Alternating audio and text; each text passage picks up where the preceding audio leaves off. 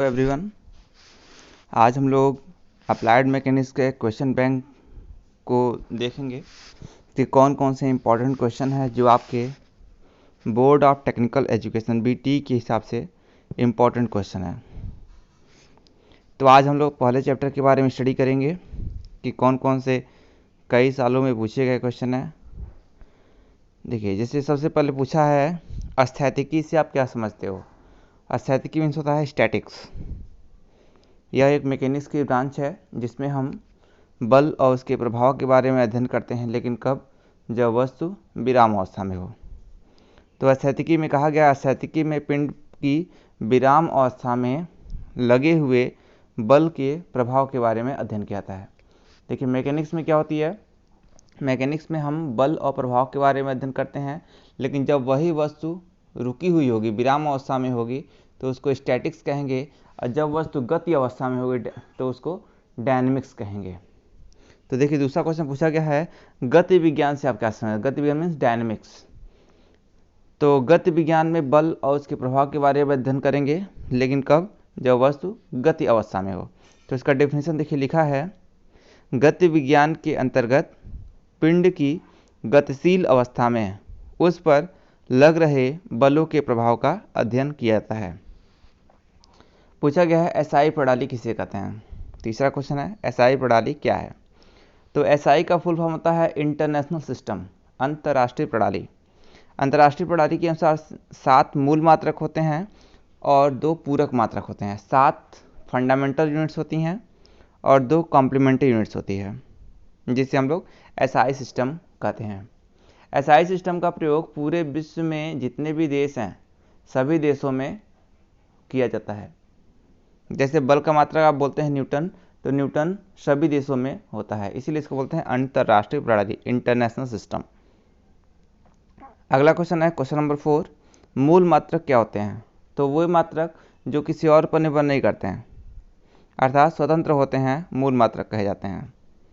व्युत्पन्न मात्रक, derived units क्या होते हैं। तो जो मात्रक मूल मात्रक पर आधारित होते हैं उन्हें व्युत्पन्न मात्रक कहा जाता है, जैसे क्षेत्रफल, आयतन, घनत्व आदि।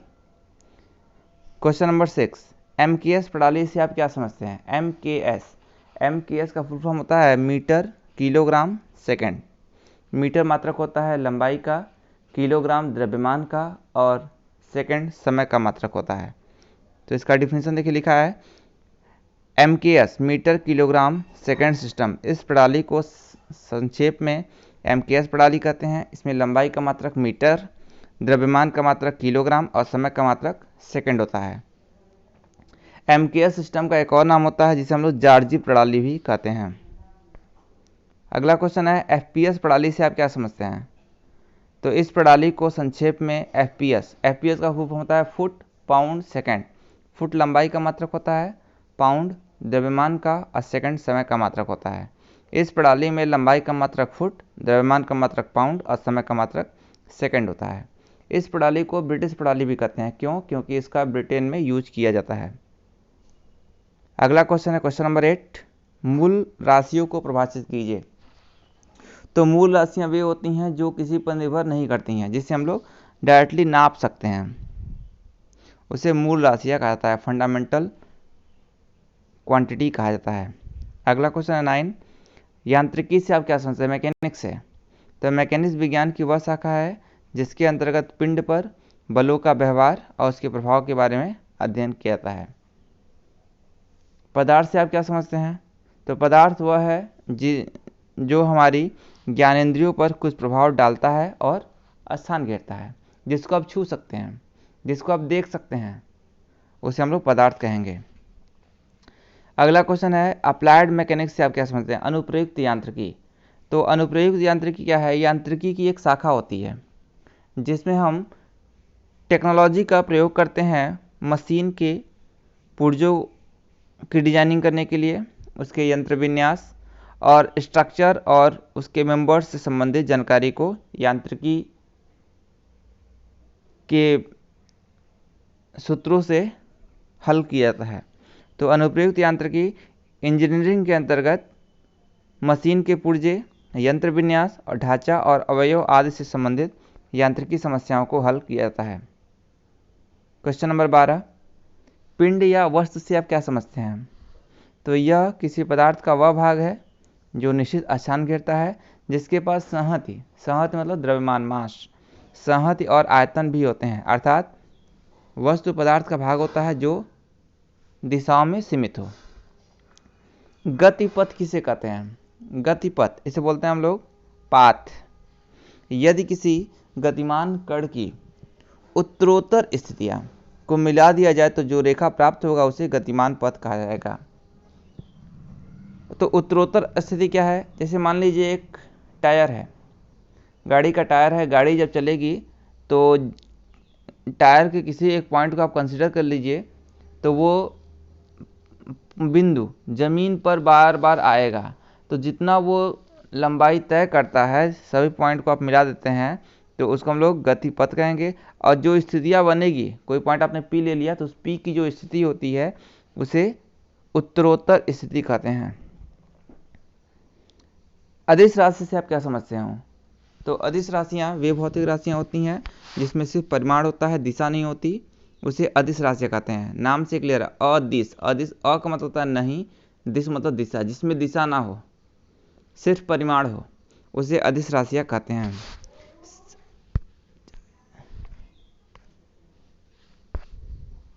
सदिश राशियाँ वे भौतिक राशियाँ जिसमें परिमाण के साथ साथ दिशा भी होती है, उसे सदिश राशियाँ कहते हैं। विस्थापन किसे कहते हैं?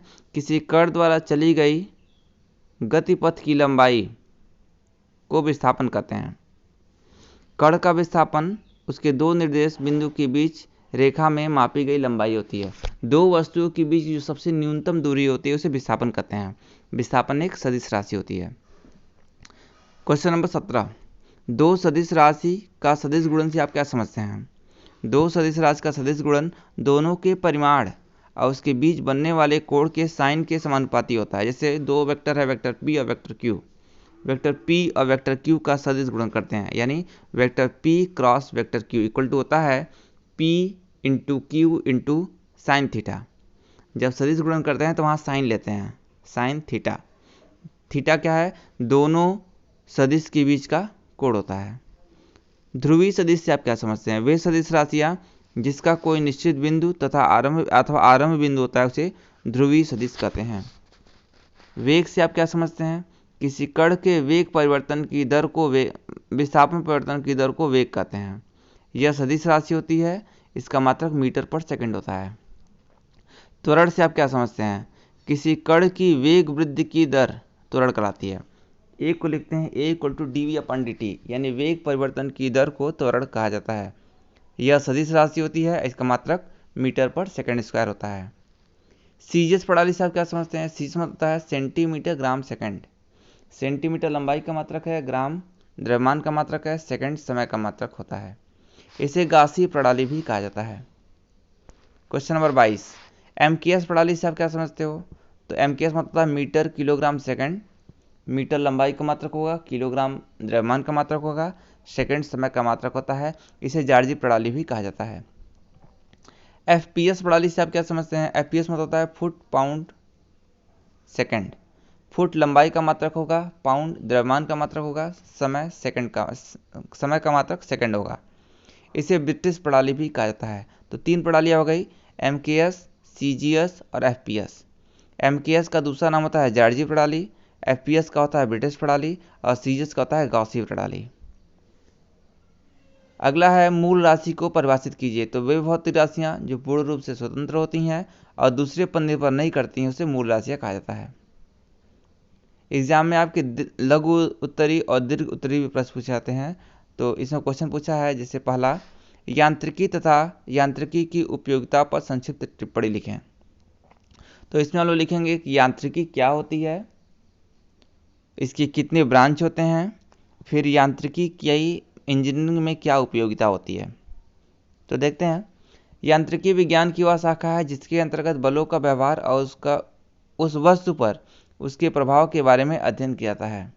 मौलिक रूप से यांत्रिकी को बल विज्ञान भी कहते हैं। यांत्रिकी की दो शाखाएं होती हैं, स्टैटिक्स और डायनामिक, स्थिति विज्ञान और गति विज्ञान। गति विज्ञान की दो शाखाएं होती हैं, शुद्ध गति विज्ञान और बल गति विज्ञान। स्टैटिक्स में क्या होता है कि वस्तु विराम अवस्था में होती है, डायनामिक्स में, गति विज्ञान में वस्तु गति अवस्था में होती है। शुद्ध गति विज्ञान में सिर्फ हम गति के बारे में अध्ययन करते हैं, उस गति को उत्पन्न करने वाले कारक बल के बारे में अध्ययन नहीं करते हैं। और बल गति विज्ञान में बल और गति दोनों के बारे में अध्ययन किया जाता है। मैकेनिक्स की उपयोगिता, तो यांत्रिकी इंजीनियरिंग का एक अभिन्न अंग है जिसके ज्ञान का उपयोग वस्तुओं के निर्माण, क्रिया तथा परीक्षण में किया जाता है। मशीन या यंत्र विन्यास के किसी पुर्जे, ढांचे या अवयव के निर्माण में सर्वप्रथम उस अंग पर लगने वाले बल को ज्ञात करते हैं, फिर उसके प्रभाव आदि पर विचार करके अंग का साइज और उनके पदार्थ निश्चित किए जाते हैं। इसके लिए यांत्रिकी के मूल सिद्धांतों का उपयोग किया जाता है। किसी मशीन की जब डिजाइनिंग करते हैं तो उस मशीन के पार्ट्स में कितना फोर्स काम करेगा, उस फोर्स की एनालिसिस करने के लिए मैकेनिक्स के सिद्धांत का प्रयोग किया जाता है। इंजीनियरिंग में अत्यधिक उपयोगिता के कारण ही मैकेनिक्स के मूल सिद्धांत को विभिन्न रूप में प्रयोग करके इंजीनियरिंग के अनेक विषय जैसे द्रव स्थिति विज्ञान, द्रव गति विज्ञान, गैस विज्ञान, वायु विज्ञान और ऊष्मागतिकी आदि में इसका अध्ययन किया जाता है, जिसके फलस्वरूप अनेक उपयोगी मशीन, यंत्र तथा ढांचों का निर्माण किया जाता है, जिसकी आधुनिक रूप से पर्याप्त उपयोगिता है। जैसे आप देखते हैं प्रैक्टिकल में मोटर, वायुयान, इंजन, पुल, भवन, डैम, अंतरिक्ष यान तथा सामान्य वस्तुएं जैसे घड़ी, पंखा, साइकिल आदि में निर्माण, प्रयोग और अध्ययन के लिए यांत्रिकी का ज्ञान होना आवश्यक है। इसके अतिरिक्त दैनिक जीवन में अनेक क्रियाएं होती हैं जिसे समझने के लिए यांत्रिकी का ज्ञान होना आवश्यक है, जैसे चलना, फिसलना, लुढ़कना, खाना, पहाड़ों पर चढ़ना, आगे झुकना, तैरना, पतंग उड़ाना आदि। सदिश और अदिश राशियों से आप क्या समझते हैं? प्रत्येक के 3 उदाहरण लिखिए। तो इसमें आपको डिफाइन करना है सदिश राशि क्या होती है और अदिश राशि क्या होती है, और सबके मात्रक आपको उदाहरण देने पड़ेंगे। तो सदिश राशियाँ वे राशियाँ होती हैं जिन्हें व्यक्त करने के लिए केवल परिमाण की आवश्यकता होती है, दिशा की नहीं। अदिश राशियाँ कहलाई जाएंगी। और वे भौतिक राशियाँ जिसमें परिमाण के साथ साथ दिशा की भी आवश्यकता होती है उसे सदिश राशियाँ कहते हैं। अदिश राशि से लंबाई, द्रव्यमान, समय, क्योंकि इसको डायरेक्टली नापा जाता है, ये किसी और पर निर्भर नहीं करती हैं, सिर्फ परिमाण की आवश्यकता होती है, दिशा की आवश्यकता नहीं होती है। तो लंबाई का मात्रक होता है मीटर, द्रव्यमान का मात्रक केजी और समय का मात्रक सेकंड। ये एमकेएस सिस्टम के अनुसार है। सदिश राशियाँ क्या है? वे भौतिक राशियाँ जिन्हें व्यक्त करने के लिए परिमाण के साथ साथ दिशा की भी आवश्यकता होती है, उसे सदिश राशि कहते हैं। जैसे बल, वेग, त्वरण। बल का मात्रक किलोग्राम मीटर पर सेकंड स्क्वायर या न्यूटन भी बोलते हैं। वेग का मात्रक मीटर पर सेकंड, त्वरण का मात्रक मीटर पर सेकंड स्क्वायर। सदिश का निरूपण, सदिश को प्रदर्शित करने के लिए एक रेखा के ऊपर एक तीर लगा देते हैं। जैसे ए बी लंबाई परिमाण को प्रदर्शित करती है और तीर का निशान उसकी दिशा को प्रदर्शित करती है, तो उसको हम लोग वेक्टर ए बी से लिखेंगे। सदिश और अदिश में अंतर बताएंगे। तो सदिश राशियाँ, ये बहुत इंपॉर्टेंट क्वेश्चन है। सदिश राशियाँ, एक सदिश राशि को व्यक्त करने के लिए परिमाण और दिशा दोनों की आवश्यकता होती है, और अदिश राशि में केवल परिमाण की आवश्यकता होती है, दिशा की आवश्यकता नहीं होती है। दूसरा अंतर है, राशियों को बीजगणित के नियम से जोड़ा या घटाया नहीं जा सकता। सदिश में इन्हें केवल वेक्टर विधि से ही जोड़ सकते हैं। जैसे 2 + 2 = 4 लिखते हैं तो सदिश के लिए ये सही है, और 2 + 2 = 5 लिखते हैं तब भी सदिश में सही है। लेकिन अदिश राशियों में ये बीजगणित के नियम का पालन करता है, इसमें 2 + 2 4 होता है, 3 या 5 नहीं होता है। लेकिन सदिश के केस में 2 + 2 = 3 भी होता है। सदिश राशियों के लिए एक तीर का प्रयोग किया जाता है, और अदिश राशियों को प्रदर्शित करने के लिए इसमें तीर की आवश्यकता नहीं होती है। चौथा, 2 सदिश राशियों का गुणन एक सदिश या अदिश हो सकता है, और 2 अदिश राशियों का गुणन सदैव अदिश राशि ही होता है। पांचवा, सदिश राशियों का कोई माप या इकाई नहीं होता, केवल दिशा होती है। सदिश राशियों का माप या इकाई होता है। अगला क्वेश्चन है, आरेख की सहायता से सदिश राशियों की बराबरी और समानता बताइए। तो सदिश राशियों की बराबरी और समानता, जब दो सदिश राशियां अपने दो भौतिक मात्राओं में मान, परिमाण और दिशा में बराबर होती है, वे एक जैसी ही होती हैं, तो ऐसे राशि को सदिश राशि कहा जाता है तथा ऐसी परिस्थितियों को सदिश की समानता कही जाती है। तो दो सदिश तभी आपस में समान कहे जाएंगे जब उनकी परिमाण भी बराबर हो और दिशा भी एक दूसरे के बराबर हो। जैसे आप एग्जाम्पल में देख सकते हैं कि यहाँ पर F1, F2, F3 तीन बल आपको दिखाए जा रहे हैं। F1 और F2 को देखेंगे तो लंबाई भी बराबर है और दिशा भी देखेंगे तो दोनों की दिशा भी एक ही है, तो F1 बराबर F2 होगा। लेकिन F3 की लंबाई यदि बराबर भी हो तो मगर दिशा इसके बराबर नहीं है, तो F1 F2 के बराबर है लेकिन ये F3 के बराबर नहीं है। अगला क्वेश्चन पूछा गया है, छोटे छोटे टर्म्स हैं, जैसे परिभाषित कीजिए पिंड क्या होता है, गतिपथ, गति अवस्था और विराम अवस्था, चाल और वेग, कार्य, रेखीय संवेग और दृढ़ पिंड। ये 7 डिफिनीशन है, इसको अलग अलग हमें लिखना पड़ेगा। तो पिंड या वस्तु, यह किसी पदार्थ का वह भाग होता है जो निश्चित स्थान घेरता है तथा जिसके पास द्रव्यमान और आयतन होते हैं। अर्थात वस्तु पदार्थ का भाग है जो सभी दिशाओं में सीमित होता है। अगला है गतिपथ, पाथ ऑफ मोशन, यदि किसी गतिमान कण की उत्तरोत्तर स्थितियों को मिला दिया जाए तो इससे प्राप्त रेखा को कण का गतिपथ कहते हैं। अगला क्वेश्चन है गति अवस्था तथा विराम अवस्था। तो वस्तु दो अवस्था में हो सकती है, या तो वो एक के सापेक्ष अपने पोजीशन को बार बार चेंज कर रही हो, तो जब किसी वस्तु स्थिर वस्तु के सापेक्ष अपने पोजीशन को चेंज करेगी तो बोलेंगे वस्तु गति अवस्था में है। लेकिन जब वही वस्तु दूसरे के सापेक्ष अपनी अवस्था को चेंज नहीं कर रही है समय के सापेक्ष, तो उसे विराम अवस्था में कहा था। जैसे मान लीजिए एक लड़का है, गाड़ी चला रहा है, तो गाड़ी की वेलोसिटी और उस लड़के की वेलोसिटी दोनों बराबर है, तो हम कहेंगे वो एक दूसरे के सापेक्ष विराम अवस्था में है। लेकिन एक तीसरा लड़का जो जमीन पे खड़ा है, तो उसके सापेक्ष गाड़ी की पोजीशन हमेशा चेंज हो रही है समय के सापेक्ष, तो हम कहेंगे कि वह गाड़ी दूसरे बालक के सापेक्ष गति अवस्था में है। तो गति अवस्था मतलब जब किसी दूसरे वस्तु के सापेक्ष अपनी स्थिति को बार बार वो चेंज करे, पोजीशन को चेंज करे, और जब वो चेंज नहीं करेगी तो उसे हम लोग विराम अवस्था में कहेंगे। चाल तथा वेग, तो चाल एक अदिश राशि होती है और वेग एक सदिश राशि होती है। चाल, किसी वस्तु की दूरी परिवर्तन की दर को चाल कहते हैं। चाल बराबर दूरी बट्टे समय, इसका मात्रक क्या होगा, मीटर पर सेकंड, और यह एक अदिश राशि होगी। वेग एक सदिश राशि होती है। वेग बराबर होता है विस्थापन बट्टे समय, तो विस्थापन की दर को वेग कहते हैं और दूरी परिवर्तन की दर को चाल कहते हैं। वेग बराबर विस्थापन बट्टे समय, इसका मात्रक भी मीटर पर सेकंड होगा। कार्य बराबर होता है बल गुणे विस्थापन, तो जब किसी पिंड के ऊपर बल लगाया जाए और उस बल के कारण किसी दिशा में विस्थापन हो तो बल और विस्थापन के गुणनफल को कार्य कहते हैं। W बराबर होता है F इंटू S, यह एक अदिश राशि होती है, इसका मात्रक जूल होता है। तो डॉट प्रोडक्ट लेते हैं क्योंकि अदिश गुणन है, तो W बराबर होता है F into S cos theta, जहाँ F बल है, S विस्थापन